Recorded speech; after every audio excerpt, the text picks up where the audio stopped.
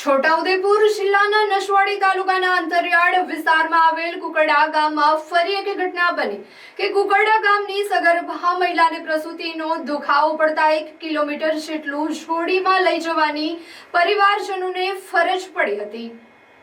ડુંગર વિસ્તારમાં રસ્તાના અભાવના કારણે 108 ના પહોંચતા 1 કિલોમીટર જેટલું ગામના લોકો દ્વારા જોડીમાં લઈ જઈને મહિલાને 108માં લઈ જવાની તંત્રની ઘોર બેદરકારીના કારણે અનેકવાર નસવાડી તાલુકાના ડુંગર વિસ્તારમાં આવી અનેક ઘટનાઓ બનતી હોય છે।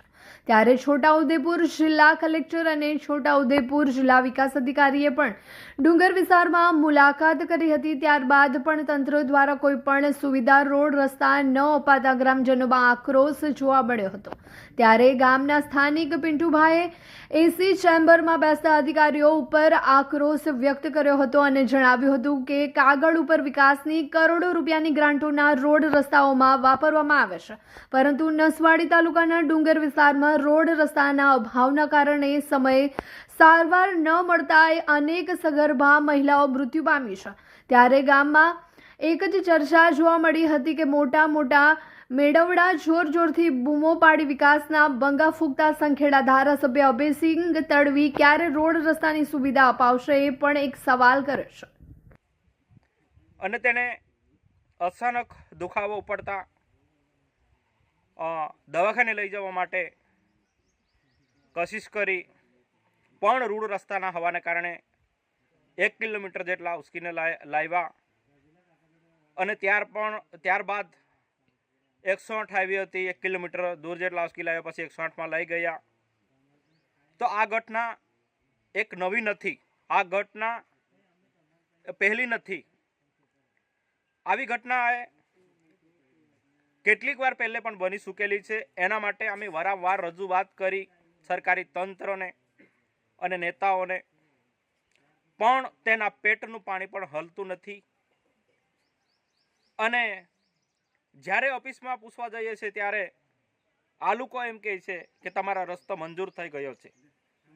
તો ફક્ત તમે એસીના રૂમમાં બેસીને ત્યાંથી તમે જાહેરાત કરો અથવા મંજૂર થઈ ગયો છે એમ કહી અથવા કાગળમાં લખવાથી એ રસ્તો બની નથી ગયો, એ રસ્તો હજુ બન્યો નથી।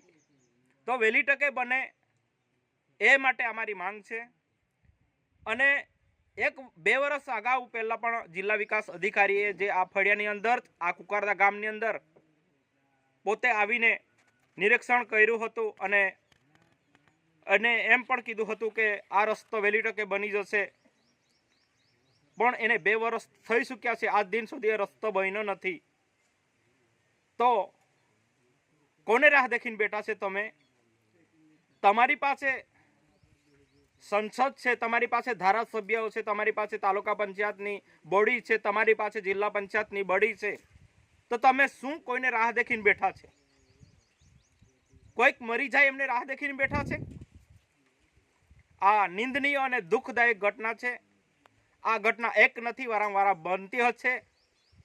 એના માટે અમે રજૂઆત કરીએ છીએ, એના માટે વહેલી તકે રસ્તો બને માટે અમે વારંવાર કહીએ છીએ, પણ બહેરી, આંધળી અને મૂંગી એ સરકારના કાન સુધી અવાજ જતો નથી।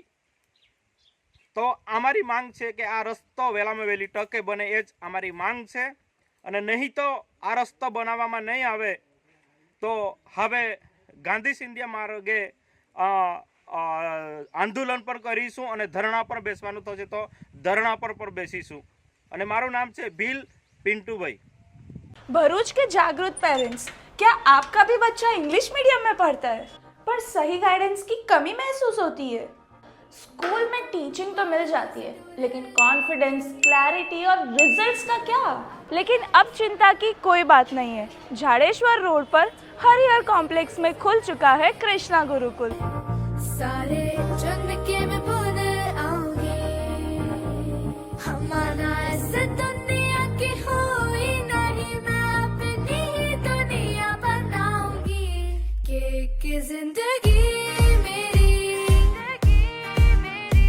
सौ ख्वाहिशां, हार के जिंदगी। स्टैंडर्ड 1st से 12th तक के स्टूडेंट्स के लिए ICSE, CBSE और GSEB के साथ accounting with accuracy and confidence, specialized and well-educated teachers और हर स्टूडेंट पर स्पेशल अटेंशन।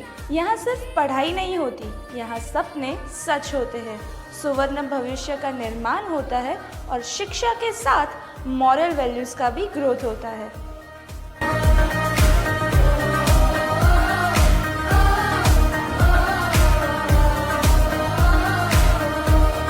रेगुलर टेस्ट से प्रोग्रेस का पता चलता है, डेडिकेटेड डाउट क्लियरिंग सेशन से कंफ्यूजन दूर होता है और रोज बच्चों का आत्मविश्वास बढ़ता है।